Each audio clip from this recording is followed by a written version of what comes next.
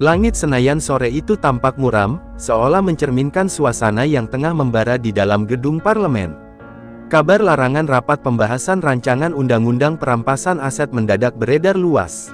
Semua mata tertuju pada satu nama, Puan Maharani. Sosok yang biasanya tenang di balik podium kini dituding sebagai penghalang utama lahirnya undang-undang yang ditunggu rakyat. Di luar pagar tinggi gedung DPR, wartawan sudah berkumpul. Mereka menunggu pernyataan resmi yang tak kunjung datang. Telepon berdering di ruang redaksi, pesan berantai berseliweran di media sosial, menandai awal gejolak politik yang sulit dipadamkan. Isu ini tidak lagi sekadar desas-desus, ia telah berubah menjadi bara yang siap menyulut api di tengah masyarakat. Pihak sekretariat DPR mencoba menutupi alasan di balik penundaan rapat.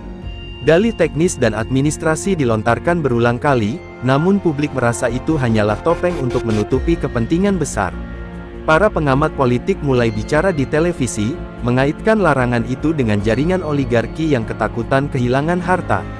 Nama-nama pejabat lama, taipan, hingga mantan menteri ikut disebut sebagai pihak yang diuntungkan. Di kalangan mahasiswa, berita ini meletup seperti petasan di tengah malam. Grup-grup diskusi kampus mendadak hidup, membicarakan pengkhianatan wakil rakyat terhadap amanat bangsa. Poster-poster protes dicetak dalam waktu singkat. Mereka merencanakan aksi besar-besaran, sesuatu yang lama tak terdengar sejak reformasi. Isu perampasan aset dianggap simbol perang melawan korupsi, dan larangan pembahasan dipandang sebagai pelecehan terhadap harapan generasi muda. Sementara itu, di ruang rapat internal fraksi, wajah-wajah tegang menghiasi meja panjang berlapis kayu. Beberapa anggota menunduk, tak berani menentang instruksi pimpinan. Namun sebagian lain sudah mulai bersuara keras, menolak tunduk pada keputusan yang dianggap keliru. Ketegangan hampir berubah menjadi pertengkaran fisik ketika seorang legislator muda berdiri dan mengetuk meja, menuduh pimpinan telah menjual idealisme partai demi kepentingan pribadi. Di media sosial, tagar-tagar buka rapat perampasan aset menjadi trending nomor 1. Ribuan cuitan melayang setiap menit, berisi kemarahan, sindiran, bahkan ajakan turun ke jalan. Meme wajah-wajah politisi menyebar cepat, menambah tekanan moral yang sulit diabaikan. Rakyat mulai merasa bahwa parlemen bukan lagi ruang aspirasi, melainkan benteng kepentingan segelintir elit. Puan sendiri memilih bungkam. Ia menolak wawancara, menutup rapat pintu kantornya, dan hanya mengirim juru bicara untuk memberi pernyataan normatif. Namun diamnya justru memperbesar curiga. Orang-orang menafsirkan keheningan itu sebagai pengakuan tak langsung bahwa benar ada kekuatan gelap yang ia lindungi. Di luar pagar gedung DPR, suasana mulai berdenyut. Spanduk dan bendera organisasi mahasiswa berkibar. Teriakan lantang bersahutan, menuntut transparansi. Polisi sudah bersiaga dengan tameng dan gas air mata, khawatir gelombang massa akan meluap. Aroma perubahan terasa kian pekat di udara, dan semua pihak sadar, badai politik baru saja dimulai. Beberapa anggota kabinet mulai memberi sinyal ke istana. Mereka melaporkan perkembangan, menyampaikan potensi bahaya jika krisis ini dibiarkan membesar. Presiden yang tengah berada di luar kota segera memanggil para menterinya untuk rapat darurat. Belum ada keputusan diambil, tapi arah angin sudah terlihat, langkah tegas akan datang, entah cepat atau lambat. Di malam yang dingin, televisi menayangkan wajah mahasiswa yang berorasi di depan gerbang parlemen. Sorak-sorai bergema, lampu-lampu kamera menyala, dan seluruh rakyat menyaksikan titik awal dari gelombang besar yang kelak mengguncang sendi-sendi politik negeri. Senayan tidak lagi sekadar gedung megah, melainkan medan pertempuran antara suara rakyat dan kepentingan penguasa. Malam itu Jakarta tidak pernah benar-benar tenang. Jalanan menuju Senayan macet total, dipenuhi mahasiswa yang datang dari berbagai penjuru. Mereka membawa obor, poster, dan bendera organisasi. Teriakan-teriakan protes membelah udara, menuntut DPR segera membuka rapat pembahasan RUU perampasan aset. Keadaan yang awalnya damai perlahan berubah panas ketika barisan polisi mencoba memblokade pintu utama. Sebuah mobil komando berhenti di depan kerumunan. Seorang mahasiswa dengan jaket alma mater biru naik ke atasnya, suaranya pecah di pengeras, "Kita sudah terlalu lama ditipu." Mereka menolak membahas UU karena takut hartanya disita. "Malam ini kita buktikan, rakyat tidak bisa dikalahkan." Suara itu disambut gelombang pekikan, menggema hingga ke dalam gedung parlemen yang lampunya masih menyala terang. Di dalam, para wakil rakyat panik. Jendela kaca bergetar akibat sorakan ribuan mahasiswa. Sebagian anggota DPR mencoba kabur lewat pintu belakang, takut ditahan massa yang semakin berani. Namun ada pula yang berdiri tegar, menolak meninggalkan ruang sidang. Mereka tahu, malam ini bisa menjadi titik balik sejarah, antara jatuhnya kredibilitas lembaga legislatif atau lahirnya momentum baru. Media televisi menyiarkan suasana secara langsung. Kamera menyorot barisan polisi yang mulai mengangkat tameng, sementara mahasiswa menabuh drum tong bekas, menciptakan dentuman yang membuat bulu kuduk berdiri.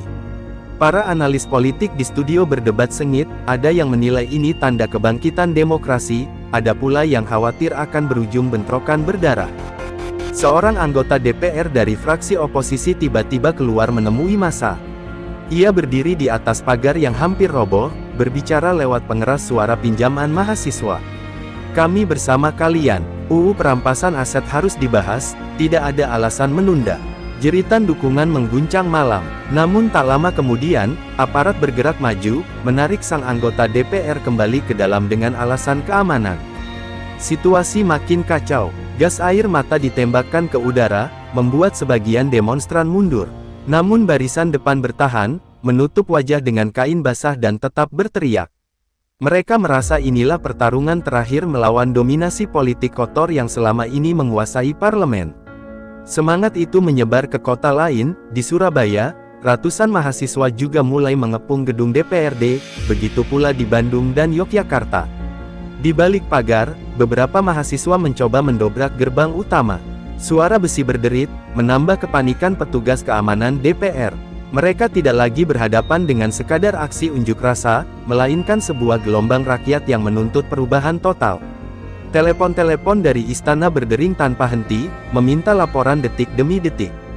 Presiden yang baru tiba di bandara langsung menuju ruang rapat darurat bersama para menterinya. Di meja oval besar, peta situasi dipaparkan. Kepala intelijen menjelaskan potensi kerusuhan bisa meluas ke seluruh Indonesia jika tak segera diambil keputusan tegas. Presiden mendengarkan dengan wajah tegang, lalu berkata singkat, negara tidak boleh kalah oleh pengkhianatan. Kalimat itu membuat ruangan hening. Sementara itu, di media sosial, aksi malam itu menjadi sorotan dunia. Tagar-tagar reformasi gelombang 2 naik di peringkat global. Warganet membandingkan situasi ini dengan 1998, ketika mahasiswa juga mengguncang Jakarta. Banyak yang menyebut peristiwa di Senayan sebagai awal revolusi politik baru. Kepanikan melanda fraksi PDIP. Telepon dari kantor pusat partai berbunyi tanpa henti, memberi instruksi agar seluruh kader bertahan dan tidak menyerah pada tekanan jalanan. Namun sebagian anggota sudah goyah. Mereka takut menjadi kambing hitam jika keadaan semakin memburuk. Puan tetap memilih bungkam. Ia bersembunyi di ruang kerjanya, ditemani segelintir loyalis. Dari balik tirai, ia melihat kobaran obor mahasiswa yang seperti lautan api mengepung parlemen. Wajahnya kaku, entah sedang menyusun strategi atau hanya menunggu badai mereda. Malam itu, Jakarta berubah menjadi panggung sejarah. Gedung DPR yang megah berdiri seperti benteng terakhir kaum elit, sementara di luar, ribuan mahasiswa berteriak menuntut keadilan. Dunia menahan napas, menunggu apa yang akan terjadi selanjutnya, apakah demokrasi akan lahir kembali dengan wajah baru, atau justru hancur di bawah tekanan politik yang semakin brutal. Di ruang-ruang tertutup gedung parlemen, suasana tidak kalah genting dibandingkan kerumunan di luar. Rapat darurat digelar secara terburu-buru dengan pintu terkunci rapat. Para legislator berkumpul, wajah mereka pucat pasi mendengar dentuman drum mahasiswa yang terus menggaung dari jalanan.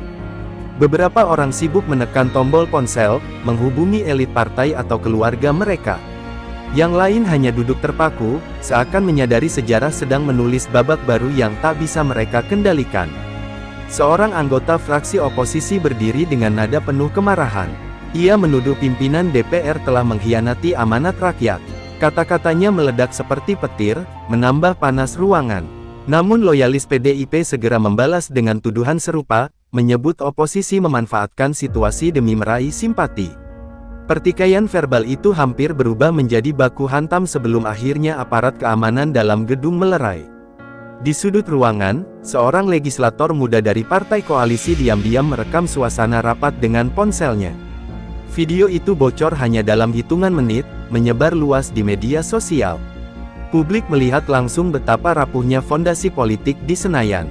Adegan saling teriak, tuding-menuding, dan wajah-wajah panik jadi bahan olok-olok netizen. Sekali lagi, kepercayaan pada lembaga legislatif runtuh semakin dalam. Di luar gedung, mahasiswa makin beringas. Gerbang yang tadinya hanya bergoyang kini benar-benar roboh. Ribuan orang merangsek lebih dekat ke halaman parlemen. Polisi kewalahan, barisan mereka terpecah, sebagian mundur untuk menghindari bentrokan langsung. Kamera televisi menyorot detik-detik dramatis itu, menayangkannya ke seluruh negeri. Istana mendapat laporan real-time. Presiden menatap layar yang menampilkan lautan manusia di depan gedung DPR. Ia tahu situasi tidak lagi bisa ditunda. Perintah tegas dikeluarkan, jangan sampai darah tumpah, tapi juga jangan biarkan lembaga negara dijarah. Kalimat itu diulang-ulang oleh Panglima TNI yang duduk di sampingnya, siap mengeksekusi instruksi. Di markas besar PDIP, kepanikan sama besarnya. Elit partai berkumpul, berdebat sengit. Ada yang bersikeras tetap mendukung Puan, ada pula yang mulai meragukan keputusannya. Suara-suara kritis muncul, menyebut larangan rapat sebagai blunder politik terbesar yang pernah dibuat. Bahkan nama Megawati ikut terseret, dianggap terlalu diam menghadapi krisis sebesar ini. Seorang petinggi partai yang biasanya kalem mendadak meledak emosinya. Ia menuduh sebagian koleganya tidak setia pada garis perjuangan. Namun tudingan itu dibalas dengan dingin, setia pada siapa? Pada rakyat, atau pada harta yang kalian lindungi? Kalimat itu mengguncang ruangan, membuat semua terdiam sejenak. Di jalan raya, mahasiswa mulai mendirikan tenda darurat. Mereka bertekad bertahan hingga tuntutan dikabulkan. Orasi-orasi terus mengisi malam, menggugah semangat siapapun yang mendengar. Ada yang membacakan puisi, ada pula yang menyanyikan lagu perjuangan. Situasi ini semakin menyerupai peristiwa 1998, hanya dengan wajah generasi yang berbeda. Media asing mulai menyorot. CNN, BBC, dan Al Jazeera menurunkan laporan langsung dari Jakarta. Dunia internasional menilai Indonesia sedang berada di persimpangan besar. Investor mulai gelisah, pasar keuangan bergejolak. Namun rakyat di jalanan seolah tak peduli, mereka hanya ingin keadilan ditegakkan tanpa kompromi.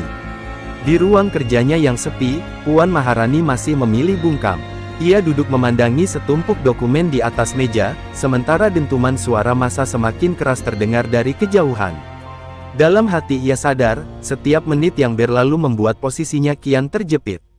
Namun harga diri politik membuatnya enggan mundur. Seorang staf muda mencoba meyakinkannya agar memberikan pernyataan terbuka. Bu, kalau diam terus, publik akan menelan semua tuduhan. Kita butuh klarifikasi, katanya lirih. Tapi Puan hanya menatap kosong, seakan sedang menimbang sesuatu yang lebih besar dari sekadar klarifikasi. Ia tahu, setiap kata bisa menjadi bom yang meledakkan posisinya sendiri. Malam semakin larut, tapi ketegangan tidak mereda. Justru sebaliknya, arus demonstran terus bertambah. Dari atas gedung DPR, lampu sorot menyorot wajah ribuan orang yang berteriak lantang. Senayan telah berubah menjadi medan pertarungan terbuka, bukan lagi hanya soal undang-undang, melainkan soal siapa yang benar-benar berkuasa di negeri ini. Pagi hari setelah malam penuh ketegangan itu, Presiden akhirnya muncul di layar televisi nasional. Wajahnya tampak tegas, tanpa ragu sedikit pun. Dengan nada berat, ia mengumumkan bahwa dirinya telah menandatangani dekret darurat untuk menyingkirkan ratusan anggota DPR dari PDIP yang terbukti menghambat proses pembahasan UU perampasan aset. Keputusan itu sontak mengguncang seluruh negeri, membuat rakyat tercengang sekaligus bersorak. Pidato Presiden singkat namun menusuk. Ia menegaskan bahwa negara tidak boleh kalah oleh kepentingan segelintir elit. Rakyat sudah menunggu terlalu lama. Reformasi hukum tidak bisa ditunda hanya karena ada yang takut kehilangan hartanya, ucapnya. Kalimat itu langsung diulang-ulang di media sosial, menjadi semboyan baru perlawanan terhadap politik kotor. Di Senayan, kabar pemecatan itu seperti bom yang meledak di tengah ruangan sidang. Para anggota DPR yang disebut dalam dekret bergegas mengemasi barang-barang mereka. Ada yang menangis, ada pula yang marah-marah menuding presiden bertindak inkonstitusional. Beberapa bahkan mencoba bertahan dengan alasan mandat rakyat tak bisa dihapus begitu saja. Namun aparat keamanan sudah bersiaga, memastikan perintah negara dijalankan tanpa kompromi. Gedung DPR mendadak berubah sunyi. Kursi-kursi kosong berjajar rapi, menandakan hilangnya pengaruh fraksi terbesar. Para staf administratif terkejut melihat kekosongan itu, seakan baru saja menyaksikan babak sejarah yang tidak pernah mereka bayangkan. Sementara itu, rakyat di luar pagar justru merayakannya. Mahasiswa menyalakan kembang api, meneriakkan nama presiden dengan semangat tak terbendung. Di markas besar PDIP, suasana histeris.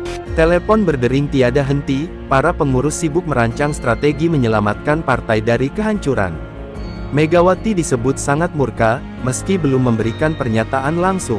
Para kader senior saling menyalahkan, menuding larangan rapat kemarin sebagai blunder fatal yang menyeret partai ke jurang krisis terbesar sepanjang sejarahnya. Sebagian tokoh muda PDIP mulai berani angkat suara. Mereka menyatakan perlu ada arah baru, bahkan mendesak agar kepemimpinan partai segera dievaluasi. Konflik internal itu menambah getar politik yang sudah sangat rapuh. Banyak yang khawatir perpecahan internal bisa memicu lahirnya faksi-faksi baru yang tak lagi terkendali. Reaksi dunia internasional pun tak kalah keras. Media asing menyebut Indonesia baru saja memasuki era politik yang tak terduga. Ada yang memuji keberanian presiden, namun ada pula yang mengkhawatirkan munculnya otoritarianisme terselubung. Investor masih menahan napas, menunggu apakah krisis ini bisa dikelola tanpa menghancurkan stabilitas ekonomi. Di jalanan, euforia masih terasa. Demonstran berpelukan, merasakan kemenangan setelah semalaman bertahan. Banyak yang percaya, keputusan presiden membuka jalan lahirnya parlemen yang lebih bersih. Namun tak sedikit pula yang skeptis, bertanya-tanya apakah langkah radikal ini benar-benar untuk rakyat, atau hanya cara presiden memperluas kekuasaannya. Di balik sorak-sorai, sejumlah mantan anggota DPR yang dipecat mulai menggalang perlawanan. Mereka menyiapkan gugatan hukum, menyebut dekret presiden sebagai pelanggaran berat terhadap konstitusi. Konferensi pers digelar, menampilkan wajah-wajah politisi yang kini berada di ambang kehancuran, namun berusaha bertahan dengan segala cara. Puan Maharani menjadi simbol dari badai politik ini. Foto dirinya yang murung tersebar di halaman depan media. Ia disebut sedang mempertimbangkan langkah hukum sekaligus politik untuk melawan balik. Namun tekanan yang datang dari publik begitu besar, membuat setiap manuvernya terasa sia-sia. Di sisi lain, Presiden kembali menggelar rapat dengan menterinya. Ia menekankan bahwa kursi-kursi kosong di Senayan harus segera diisi. Opsi pemilu kilat pun mulai digodok, sebuah langkah yang bisa membuka jalan bagi tokoh-tokoh independen, aktivis, hingga generasi muda untuk masuk ke parlemen. Ide itu disambut gegap gempita oleh rakyat, seolah pintu baru bagi demokrasi telah dibuka. Hari itu tercatat sebagai salah satu momen paling bersejarah dalam politik Indonesia. Dalam sekejap, peta kekuasaan berubah total. Senayan yang dulu dikuasai satu partai besar kini kosong melompong, menunggu wajah-wajah baru yang siap menuliskan babak berikutnya. Namun di balik harapan itu, bayangan krisis konstitusional juga semakin nyata, menunggu saat untuk meledak. Senayan seolah dilanda gempa politik setelah dekret presiden diumumkan. Kursi-kursi di ruang sidang utama kosong, menyisakan pemandangan yang tak pernah terjadi sebelumnya. Kamera televisi menyorot ruangan itu, memperlihatkan betapa rapuhnya kekuasaan yang selama ini tampak kokoh. Gedung megah itu mendadak terasa hampa, bagai panggung yang kehilangan para aktornya. Di luar gedung, rakyat masih merayakan kemenangan. Mahasiswa berfoto di depan pagar DPR, membawa poster bertuliskan asteris era baru dimulai. Asteris sorak-sorai masih menggema, namun di balik euforia itu terselip tanda tanya besar, bagaimana nasib lembaga legislatif ke depan. Rakyat bersorak, tetapi para akademisi mulai mengingatkan tentang potensi krisis konstitusional yang berbahaya. Sisa anggota DPR dari fraksi kecil mencoba menenangkan suasana. Mereka menggelar konferensi pers, menjanjikan bahwa parlemen tetap akan bekerja meski pincang. Namun wajah mereka tampak gamang. Tidak ada yang tahu bagaimana mekanisme legislasi bisa berjalan tanpa mayoritas yang sah. Bayangan kebuntuan politik menghantui setiap keputusan yang akan diambil. Para politisi yang dipecat tidak tinggal diam. Mereka berkumpul di sebuah hotel mewah di kawasan Sudirman, menyusun strategi perlawanan. Ada yang mengusulkan aksi hukum melalui Mahkamah Konstitusi, ada pula yang mendorong gerakan politik di lapangan. Beberapa di antaranya bahkan menggoda fraksi lain untuk bergabung, menawarkan imbalan agar krisis ini bisa digiring menjadi senjata balik melawan presiden. Puan Maharani akhirnya muncul di hadapan publik. Wajahnya terlihat lelah, namun suaranya tetap lantang. Ia menyebut pemecatan massal sebagai pelanggaran demokrasi terbesar sejak reformasi. Rakyat memilih kami, bukan presiden. Mandat itu tidak bisa dihapus dengan satu tanda tangan, ucapnya. Pernyataan itu menimbulkan perdebatan luas, sebagian menilai benar, sebagian lain menganggap hanya upaya terakhir menyelamatkan reputasi. Sementara itu, di jalan-jalan Jakarta, spanduk dukungan untuk presiden berkibar.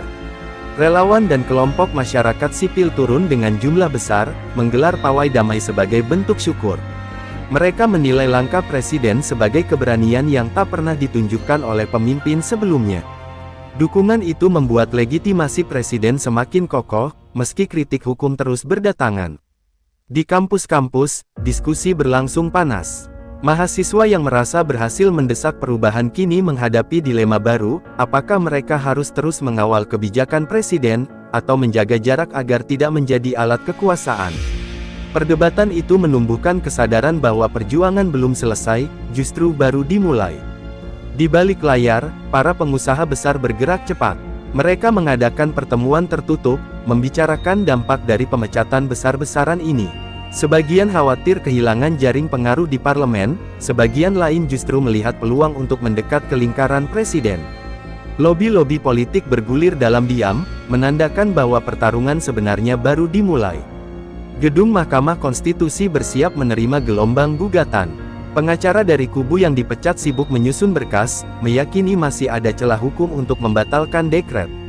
Para hakim pun menjadi sorotan, dianggap sebagai benteng terakhir yang akan menentukan arah krisis ini. Rakyat menunggu, apakah keadilan berpihak pada mereka atau justru mengembalikan kuasa ke tangan lama. Di markas militer, para jenderal mengadakan pertemuan darurat. Mereka menegaskan akan tetap netral, namun diam-diam bersiap menghadapi segala kemungkinan. Stabilitas negara menjadi prioritas utama, dan jika konflik politik berlarut, bukan mustahil mereka harus turun tangan. Bayang-bayang intervensi militer menambah lapisan ketegangan di tengah gejolak demokrasi. Malam hari, presiden kembali muncul di televisi. Kali ini ia berjanji akan segera menggelar pemilu kilat untuk mengisi kursi kosong di DPR. Janji itu disambut tepuk tangan rakyat, meski ada pula yang meragukan pelaksanaannya. Sebagian pengamat menyebut langkah itu berani sekaligus berisiko, karena bisa membuka pintu kekacauan baru bila tidak dikelola hati-hati. Senayan kini bukan lagi sekadar gedung parlemen. Ia berubah menjadi simbol krisis, panggung tempat pertarungan ide, kepentingan, dan kekuasaan. Setiap keputusan, setiap langkah, menjadi catatan sejarah. Rakyat menatap dengan harapan dan cemas, apakah badai ini akan melahirkan parlemen baru yang lebih bersih, atau justru membawa bangsa terperosok ke jurang otoritarianisme dengan wajah berbeda. Riak politik di Senayan kian liar setelah keputusan presiden yang memecat ratusan anggota DPR dari PDIP diumumkan secara resmi. Gedung parlemen yang biasanya menjadi tempat perdebatan reguler kini berubah menjadi arena ketegangan politik. Ruang-ruang fraksi tampak lengang, kursi-kursi kosong menganga, seolah menjadi simbol ambruknya sebuah era. Para wartawan berjejal di lorong gedung, menunggu keterangan resmi yang tak kunjung datang, sementara rakyat menatap situasi itu dengan campuran harap dan cemas. Di luar gedung, mahasiswa masih terus bertahan. Spanduk dan poster semakin banyak menghiasi pagar parlemen, dengan tulisan yang kian keras menuntut transparansi. Mereka bukan hanya meminta keadilan terkait UU perampasan aset, tetapi juga menuntut pembenahan menyeluruh dalam sistem perwakilan rakyat. Sorak-sorai massa bercampur dengan nyanyian perjuangan, menghadirkan atmosfer revolusi yang tidak bisa diabaikan begitu saja. Puan Maharani, yang sejak awal disebut sebagai dalang penghambat rapat, kini terdesak dalam pusaran krisis. Setiap langkahnya diawasi publik, setiap pernyataannya dikuliti media. Dalam pertemuan internal PDIP, wajah-wajah pucat penuh kegelisahan terlihat jelas. Tak sedikit kader yang merasa pengaruh Puan mulai runtuh, meski ia sendiri masih mencoba berdiri tegak. Namun, badai yang sedang melanda partainya terlalu besar untuk ditahan oleh satu sosok saja. Presiden, dalam pidato singkatnya di istana, menegaskan bahwa keputusan pemecatan adalah langkah darurat untuk menjaga marwah demokrasi. Ia menyebut DPR tidak boleh menjadi alat permainan segelintir orang yang ingin menghalangi pemberantasan korupsi. Ucapannya langsung menyalakan perdebatan luas. Sebagian masyarakat menyambut dengan sorak gembira, sementara para pakar hukum mulai memperingatkan potensi krisis konstitusional yang lebih dalam. Di jalan-jalan Jakarta, rakyat berbicara dalam bisik-bisik tegang. Warung kopi menjadi tempat diskusi panas, dari sopir ojek online hingga pegawai kantoran. Semua orang bertanya-tanya, apakah negara ini sedang melangkah menuju pembersihan besar-besaran, atau justru terjebak dalam jurang kekacauan. Pertanyaan itu menggema, tak ada yang berani memastikan arah angin politik. Di dalam tubuh PDIP, terjadi perpecahan. Sebagian kader mendesak agar Puan mundur demi menyelamatkan partai, sementara kelompok lain memilih melawan balik keputusan Presiden. Pertikaian itu menjalar cepat, menimbulkan friksi hingga ke akar rumput. Kantor-kantor DPC dan DPD ramai oleh rapat mendadak, sebagian bahkan berujung pada adu fisik antara kelompok pro dan kontra. Mahasiswa yang mengepung parlemen semakin yakin bahwa gerakan mereka tidak boleh berhenti. Mereka melihat celah besar untuk mendorong reformasi politik jilid 2. Tokoh-tokoh pergerakan mulai bermunculan, menyuarakan gagasan baru tentang sistem demokrasi yang lebih bersih. Spanduk "Era Baru Politik Indonesia" berkibar tinggi, menjadi simbol perlawanan terhadap praktik politik lama yang penuh kepentingan sempit. Di tengah situasi panas itu, muncul kabar bahwa beberapa partai politik lain mulai diam-diam mendekati Presiden. Mereka menawarkan dukungan penuh asalkan diberikan ruang lebih besar dalam pemerintahan. Tawar-menawar politik berlangsung cepat, seperti api yang menyambar bensin. Namun, langkah ini menimbulkan kekhawatiran, apakah yang sedang dibangun benar-benar untuk rakyat, atau hanya pergeseran kekuasaan belaka. Media sosial tak kalah gaduh. Setiap peristiwa di Senayan langsung viral, setiap foto kursi kosong DPR dibagikan jutaan kali. Netizen terbelah antara yang mendukung langkah Presiden dengan yang menganggapnya terlalu otoriter. Tagar-tagar Era Baru Indonesia menjadi trending, bersaing ketat dengan tagar krisis konstitusi. Dunia digital menjadi cermin betapa bangsa ini tengah berada di persimpangan sejarah. Malam hari, cahaya obor mahasiswa masih menyala di depan gerbang parlemen. Nyanyian perjuangan terus terdengar, mengiringi langit Jakarta yang gelap. Beberapa pemimpin mahasiswa mulai berunding, merancang langkah besar berikutnya. Mereka sadar, momentum ini bisa hilang kapan saja jika tidak dijaga. Rakyat menunggu arah, dan mereka merasa memegang kunci harapan itu. Sementara itu, di istana, Presiden duduk bersama para penasihat seniornya. Wajahnya tampak tegas, namun sorot matanya menyimpan beban. Ia tahu, keputusan yang sudah diambil tidak bisa diputar balik. Kini, ia harus memastikan bahwa langkah besar ini tidak berakhir sebagai bumerang.